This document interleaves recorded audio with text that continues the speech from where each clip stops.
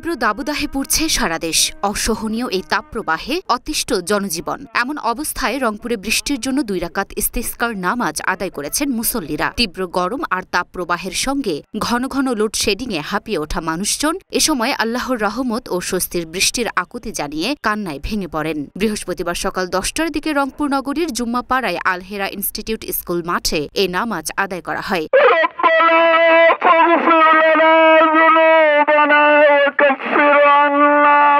একই দিন সকাল 10:30টায় জেলার কাউনিয়া কেন্দ্রীয় ঈদগাহে এবং বেলা 11টায় বদরগঞ্জ সরকারি কলেজ মাঠে খোলা আকাশের নিচে ইস্তিসকার নামাজ আদায় করেন মুসল্লিরা। পরে নামাজ শেষে বৃষ্টির জন্য বিশেষ মোনাজাত করা হয়। আমরা দেখেছি যে সাহাবায়ে কেরাম যখন তীব্র গরম দেখতেন, এরকম তাপদাহ শুরু হতো, তখন তারা রাসূলুল্লাহ ইসলামের কাছে গিয়ে বলতেন, আর রাসূলুল্লাহ ইসলাম তখনই উন্মুক্ত ময়দানে ঈদগাহে এসে 2 রাকাত নামাজ আদায় করতেন। এটাকে সালাতুল ইস্তিসকা বলে।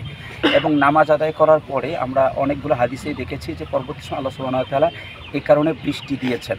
এবং আমাদের দেশেও আমরা অনেক জায়গায় দেখেছি এবং ইতিমধ্যে বিভিন্ন মিডিয়ায় প্রচার হয়েছে যে কয়েক জায়গায় বৃষ্টি ইতিমধ্যে হয়েছে, রাতে বৃষ্টি হয়েছে আলহামদুলিল্লাহ।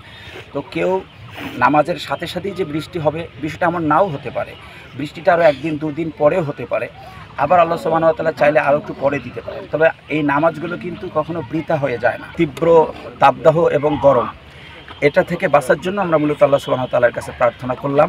আমরা আশা করি আল্লাহ রাব্বুল আলামিন মুমিনদের দোয়া কবুল করেন এবং আল্লাহ সুবহানাহু ওয়া তাআলা তার পক্ষ থেকে রহমত নাজিল করে বৃষ্টি বর্ষণ করবেন।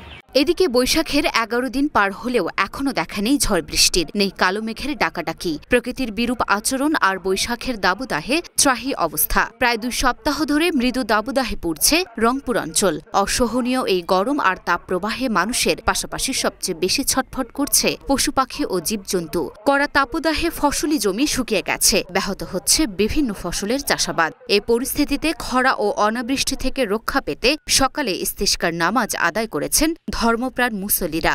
নামাজ শেষে অব্যাহত অনাবৃষ্টি থেকে মুক্তির জন্য ও আল্লাহর রহমত কামনা করে মোনাজাত করা হয়। এ সময় 2 হাত তুলে আল্লাহর দরবারে বৃষ্টির জন্য হু হু করে কাঁদতে থাকেন নামাজে অংশ নেওয়া সাধারণ মানুষজন।